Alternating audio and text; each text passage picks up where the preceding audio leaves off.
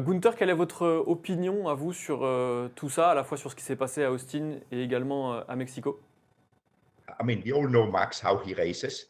I think I respect a lot how, as a racer, he is trying to find the limit. On connaît And tous what Max happened et with sa manière Austin, de courir. Je obviously, he said, respecte beaucoup le there fait is qu'il no limit cherche for les me. limites. I keep on pushing. Ce qui s'est And now passé he à just Austin, learned in manifestement Mexico, pour lui, il n'y somebody avait gave pas him de the limite. limit, Il a but it was a continué lot of à attaquer. controversy. And I would not blame Et Max for maintenant, this. au Mexique, on lui a I actually imposé une blame limite. the Mais il y a eu non-penalty for beaucoup de Austin like this, controverses. because if in Austin he would have had Je ne maybe blâmerai a pas Max 5 second pour limit, cela, je I'm blâme sure plutôt he wouldn't have l'absence de done pénalité what he à did Austin. yesterday. That's my opinion about it, Parce que s'il It's avait eu like une pénalité de 5 secondes à giving Austin, je suis sûr qu'il n'aurait pas fait ce qu'il a fait dimanche.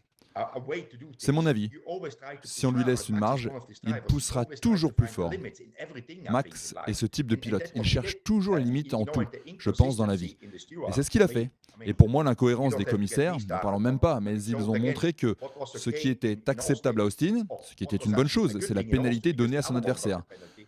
Mais une A semaine week plus later, tard, it's completely c'est turned around. complètement So différent, avec des nouvelles règles. they have Donc new oui, rules of c'est un peu engagement, confus. but it's a little bit messy how it is handled. Stéphane, il y a quand même une question, moi, qui me taraude. Pourquoi Verstappen fait-il tout ça? Il a quand même l'avantage et une marge assez confortable au championnat du monde. Pourquoi il n'est pas tout simplement en gestion? Tu parlais du Verstappen 2.0. Pourquoi il n'est pas resté ce Verstappen un petit peu plus froid, un petit peu plus calculateur? On a l'impression qu'on a retrouvé le Verstappen un petit peu impulsif. On retrouve en fait, c'est assez étrange, hein, moi je pense à du Michael Schumacher de la grande époque, du début des années 2000, avec tout ce qu'il a fait chez Ferrari. Il a même, lui, c'était pas que dans les virages qu'il sortait ses rivaux, c'était dans les lignes droites aussi, sur des freinages, il ne s'embarrassait pas, c'était moins subtil. Après, on a fait des règles pour lui. Et Verstappen utilise très très bien les règles qui sont en vigueur aujourd'hui, il les comprend très très bien, il a compris une chose, c'est qu'il faut être en tête au point de corde. Et après, s'il est trop long sur le freinage, si lui sort mais que son adversaire sort, il dit mais moi j'avais la priorité, le virage était pour moi, celui qui est à côté de moi se débrouille. Donc il est très malin de ce point de vue-là. La seule chose qui m'a un petit peu surpris, c'est que là il était en roue libre sur la deuxième infraction où il y avait de la hargne, je sais, bon, quand j'ai vu ça, je me suis dit, il pilote comme un voyou. Franchement, il n'y a pas d'autre mot et c'est pas du sport, on est passé dans autre chose parce qu'il a fait de Norris son obsession. Il a compris une chose, c'est qu'il n'a pas gagné à Austin, mais il a pris des points à Norris. Et c'est son objectif jusqu'à la fin de la saison. À la limite, s'il termine à chaque fois devant Norris et qu'il ne gagne aucun Grand Prix d'ici à la fin de la saison, lui, ça lui va complètement. Donc il est passé à ça et c'est du cynisme pur, comme vous l'aviez dit la semaine dernière avec Gilles.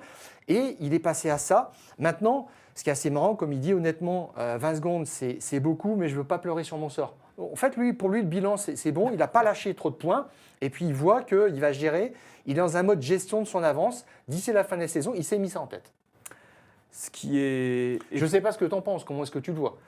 Ouais, je suis un petit peu d'accord avec toi. Ce qui est étonnant, c'est que voilà, il a quand même une marge qui est assez importante. Je pense qu'il pourrait se permettre d'être un petit peu plus calme et que quand même ça affecte aussi son image.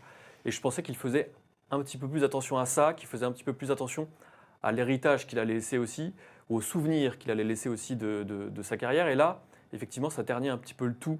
C'est un petit peu ce que je disais la semaine dernière dans les fous du volant. Mais ouais, on a de nouveau l'image d'un pilote cynique, on se répète, mais là on est vraiment dans un cas quasiment extrême. Et quand on entend Norris hier qui dit que lui il veut simplement retrouver des joutes plus fair, plus justes, on a l'impression qu'il est un petit peu tout seul dans son délire. Verstappen, les commissaires ne le suivent plus, Norris a visiblement pas très envie de tomber dans son jeu, ou en tout cas il n'a pas envie que ça devienne ce qui s'était passé par exemple en 2021 entre Lewis Hamilton et Verstappen. Donc voilà, ça donne l'impression d'un pilote un petit peu tout seul sur sa planète.